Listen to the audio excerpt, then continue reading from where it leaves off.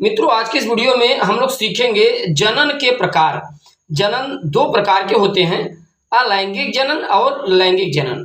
अलैंगिक जनन में मित्रों नर और मादा की अलग अलग आवश्यकता नहीं होती, बट लैंगिक जनन में नर और मादा की अलग अलग आवश्यकता होती है। अलैंगिक जनन में मित्रों एक ऐसा जीव होता है जो अपने आप में नर और मादा स्वयं होता है। मित्रों हम लोग क्लास 10 साइंस कक्षा 10 विज्ञान का 8वां अध्याय जीवों में जनन के बारे में सीख पा रहे थे, अर्थात जीव जनन कैसे करते हैं। तो सबसे पहले हम लोग जानते हैं अलैंगिक जनन, नॉन सेक्सुअल रिप्रोडक्शन। अलैंगिक जनन है क्या?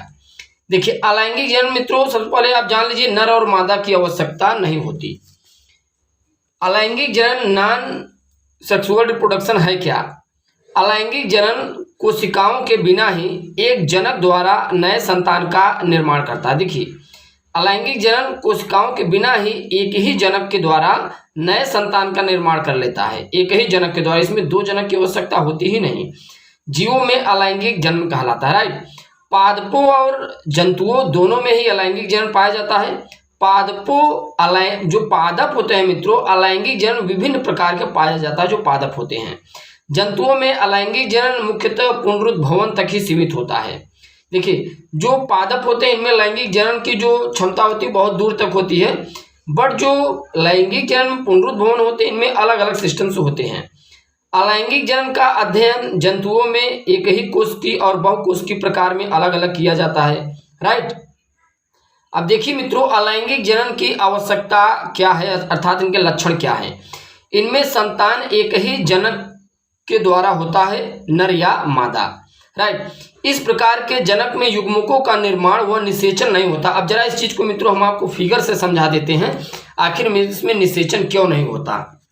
अब मित्रों यहाँ पर आप देखिए हमारे पास एक फिगर है जो आप इसे अमीबा आप कोई भी जीव मान सकते हैं, राइट। अमीबा आप मान लीजिए इसे। यहाँ पर देखिए मित्रों एक ये पूरा सेल है, राइट। एक प्लाज्मा मेम्ब्रेन है, ये इसके अंदर एक ही डीएनए है, एक ही न्यूक्लियस है और ये चारों तरफ का सेल वॉल है, राइट। अब देखिए मित्रों इसके यहाँ पर निषेचन की आवश्यकता होगी नहीं। होता क्या है कि ये धीरे धीरे विखंडित होगा, टूटेगा। देखिए विखंडित होगा तो ये यहाँ से दोनों तरफ से दबना शुरू हो जाएगा। उसके बाद ये देखिए मित्रों टूट के क्या हो जाते हैं, धीरे धीरे अलग हो जाते हैं। तो एक ही जीव से मित्रों देखिए दो जीव तैयार हो गए। तो मित्रों जो अलैंगिक जनन से कोई एक जनक से दो जनक, एक जीव से 2, 4, 10 जीव जो तैयार होते हैं इन्हें क्लोन कहा जाता है। क्या कहा जाता है मित्रों? क्लोन कहा जाता है। निषेचन में क्या होता है, नर और मादा, निषेचन में क्या होता है, नर और मादा आपस में जब संलयित होते हैं तब जाकर संतान की उत्पत्ति होती है।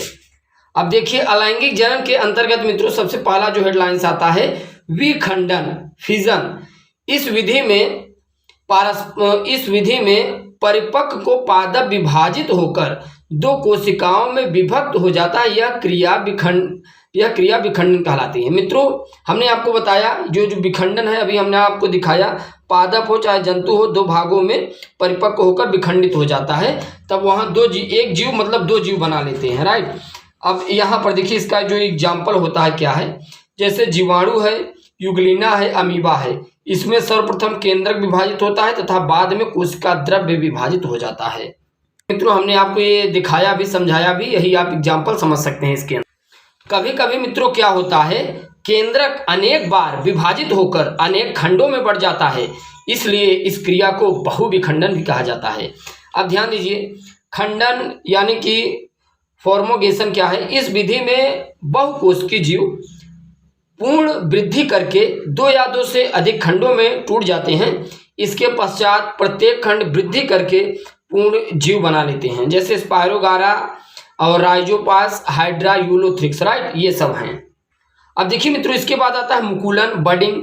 इस प्रक्रिया में जनन कोशिका पर एक उभार बनता है जो मुकुल कहलाता है। यह मुकुल धीरे धीरे बड़ा हो जाता है और स्वतंत्र होकर कोशिका से अलग और मातृत्व कोशिका से अलग होकर स्वतंत्र पादप बना लेता है, जैसे ईस्ट और हाइड्रा। ये देखिए ये मित्रों इसका एग्जाम्पल है। ये देखिए ये जनक के शरीर पे एक धीरे धीरे मुकुल बना और ये धीरे धीरे बड़ा होकर ये इससे क्या हो जाता है, अलग हो जाता है, एक नया जीव बना लेगा।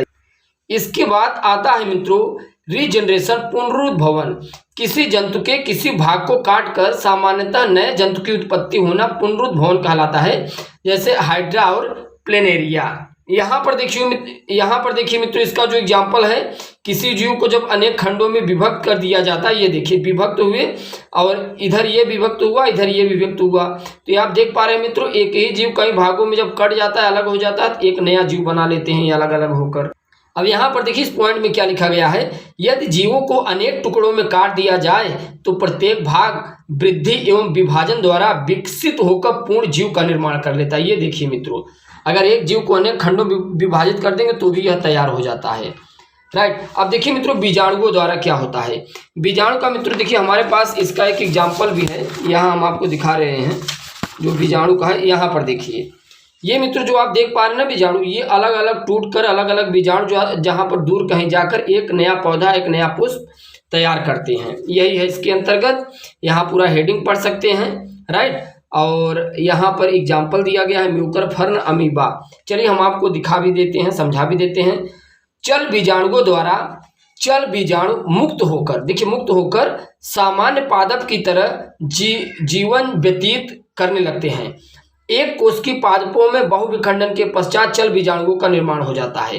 अब देखिए अधिकतर बीजाणुओं की संरचना एक कोश की होती है तथा इनमें बाहर की ओर वातावरण से सुरक्षित हेतु दृढ़ आवरण उपस्थित होता है।